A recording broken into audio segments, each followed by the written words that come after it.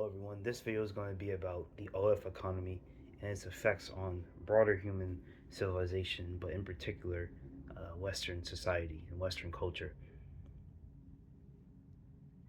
With the age of the internet, right, and the creation of online porn, you now have something very, very, very unique, which did not exist at any other point in human history.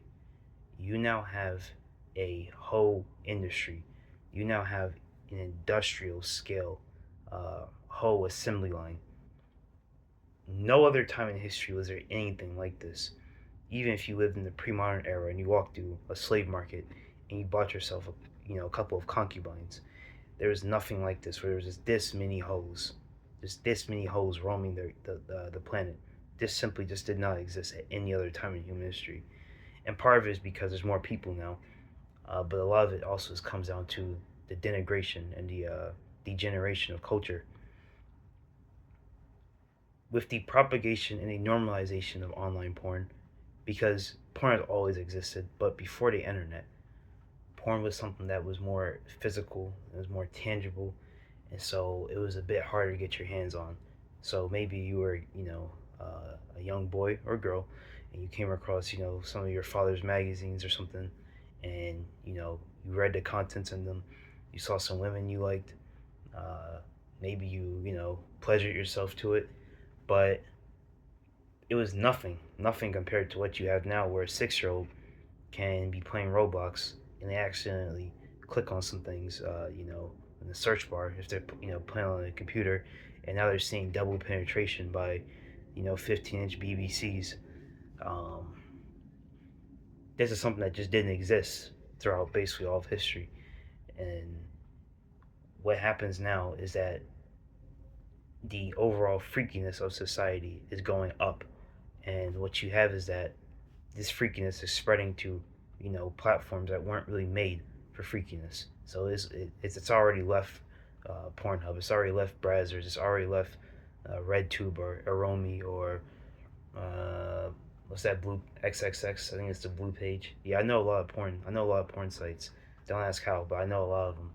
Uh, but it's left these platforms, and it's now making its way to Instagram.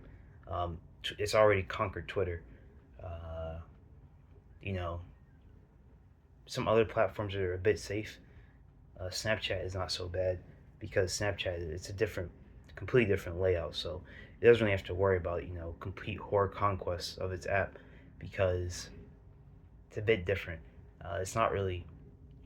It's a different platform, really. It's the way it's set up. But on TikTok, Twitter, and what's it called, Instagram, it's just completely taken over.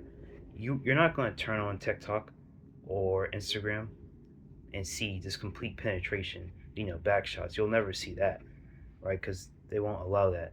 But I mean, there are certainly cases I've seen where you have women, shaking ass, and they're basically really not covering anything.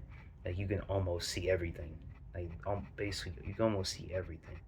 Or women wearing like very revealing tops. Like they wear like shirts that are kind of like see through, and you can basically see their nipples. You can see the color of their nipples.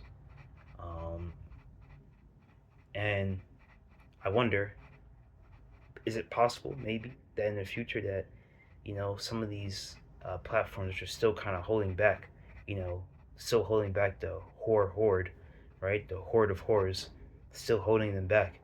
That they may eventually capitulate and adopt similar standards to Twitter, right? And they'll just become cesspools of pornography also. Is it possible? I mean, it certainly is. This is a very competitive, area. So maybe they capitulate and they do something similar, and they just remove all restrictions, basically like what Twitter has now. And so maybe in 5, 7, 10 years, you're on Instagram and you just see double penetration, with oral going on. Um, Point I wanted to make though was this is going to drastically affect. It's going to drastically affect the birth rates in the West. The birth rates in the West are already bad. They're already not doing good. Um, Western birth rates have been consistently going down, and what you notice that the Western countries with the highest birth rates also have the highest rate of immigration. So a lot of times when children are being born in the West, these aren't even children to actual Western parents. These are foreign born, and by Western, what I really mean is the white world. That's what I'm referring to. But it's not just about white people because in America, Black American birth rates are going down too. That's independent of all the abortions going on in the Black community. That's completely independent of that. What I'm mostly talking about is just people are not having kids. People just aren't having kids. And I think what you're going to end up with is maybe like something similar to like what you have in East Asia, particularly like Japan and South Korea. I think a lot of men are going to start to develop erectile dysfunctions from constantly gooning and jerking it so much because the content is just everywhere. It's just everywhere. It's everywhere. It's everywhere. It's everywhere. It's everywhere. And I think a lot of these young boys are going to grow up with erectile dysfunctions, and they're going to be just gooned out of their mind. And I think what this does is it creates a sort of resentment to women. It creates a sort of resentment to women. It almost makes you hate them. This is what it's going to do to a lot of these young boys. Well, maybe they don't have the ability to regulate their emotions as good, or they don't really have the ability to look at the situation as nuanced as it should be looked at. I think it's gonna cause men to hate women even more. I think it's going to push the influence of the red pill movement or just similar movements. These sort of like misogynistic movements. It's going to swell the movement because the thing is these women who get online and post pornography, they're taking advantage of horny men. They're taking advantage of them. And of course, there is some blame to be put on the man, right? Because I don't believe in sex work at all. I'm not going to sit here and do sex work as work. Yeah, it's work, I guess, but I don't think all work must be respected. I think sex work is degenerate, it needs to be stomped out. But, and of course, like as I said, there is a degree of responsibility you have to put on the man, a degree, right? But also, you should just know that this is something that people get addicted to. This is basically like selling drugs. It's not as bad, but it's basically like selling drugs to people.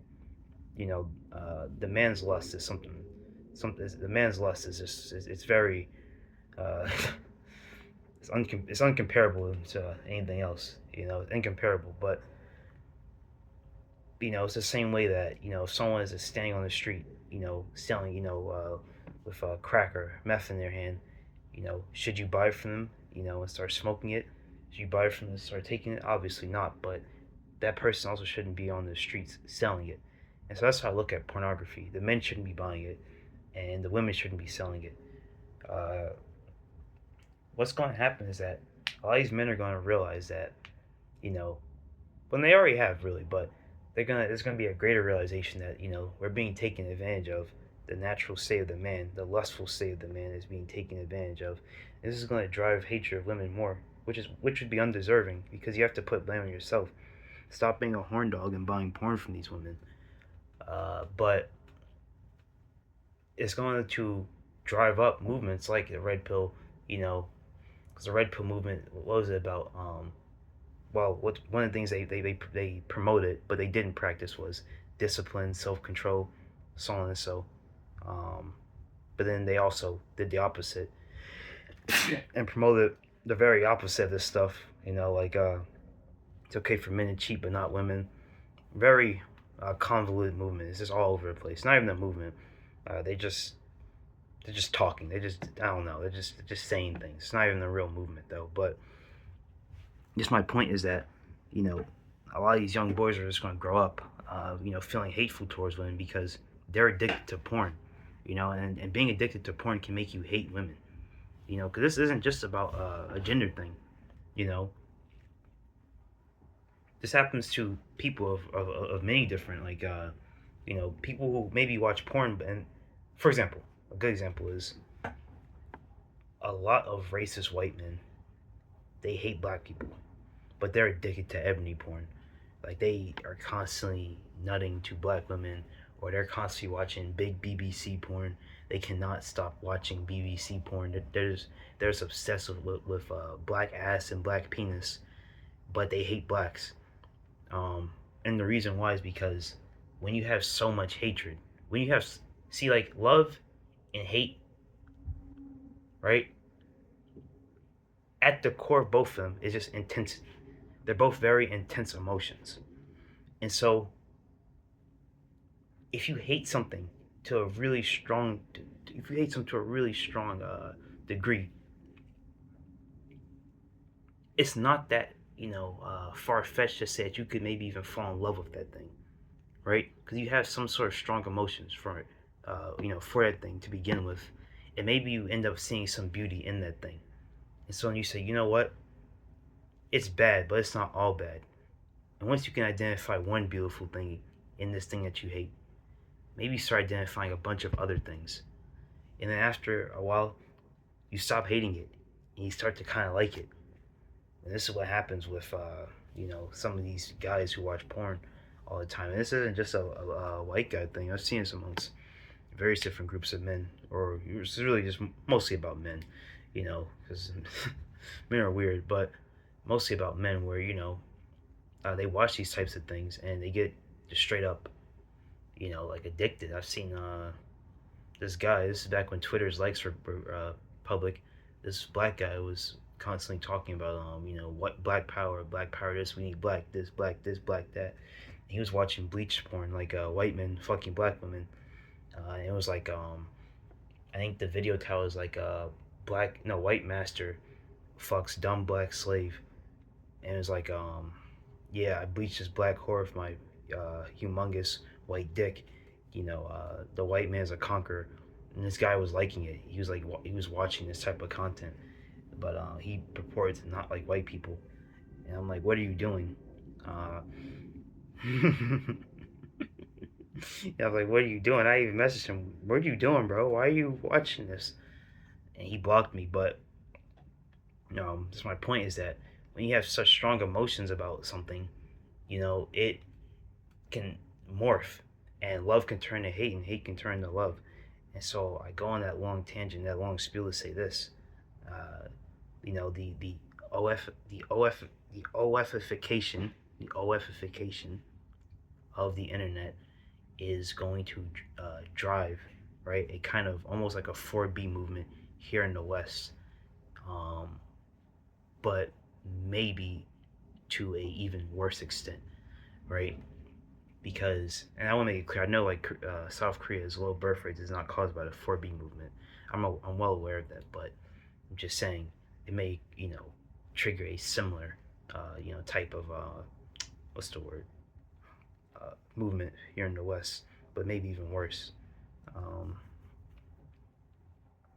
because as I said, this porn is gonna make men resentful to women, and when these men are being so hateful and resentful to women, right? These women are gonna become even more hateful and resentful to men, because on the internet you already have very loud and vocal people who I think are still a minority who just hate the opposite sex, right? Like TikTok, Twitter, Instagram, YouTube, they're just filled with red pillars and feminists who just demonize the other sex to such a degree where it's just like they just view like some of these men just view women as just complete monsters, and vice versa. These women just view these men as just complete monsters, you know, like where they just can't do anything right. And if a man does something for you, there must be some sort of ulterior motive. There must be some sort of like he's trying to get in your pants. It must be the case. It's not possible that man just simply loves you.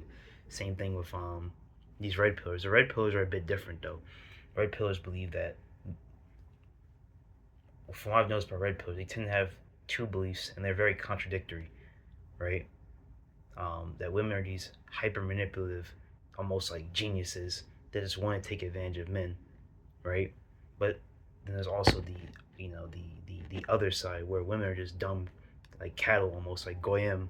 They're just dumb goyim that just can't make basic decisions on their own, and basically just need a man to walk around with a leash everywhere.